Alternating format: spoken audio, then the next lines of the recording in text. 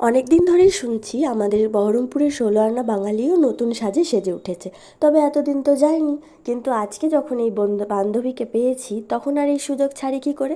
ওকে বগল দাবা করে নিয়ে গেলাম ১৬ আনা বাঙালিতে। সত্যি আগের ১৬ আনা বাঙালি আর এখনকার ইন্টেরিয়র ডিজাইনিংয়ের তফাৎ আকাশ পাতাল। আগেও সুন্দর ছিল, তবে এটা যেন একটু বেশি সুন্দর লাগছে।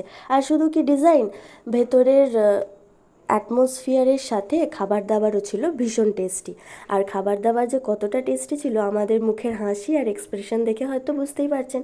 আজকে অর্ডার করেছিলাম chilli garlic fried prawn, main কোর্সে ছিল বাটার নান আর চিকেন রেশমি বাটার মশালা, আর সাথে রিফ্রেশিংয়ের জন্য একটা ফ্রেশ লাইম সোডা। সত্যি ভীষণ রিফ্রেশিং ছিল।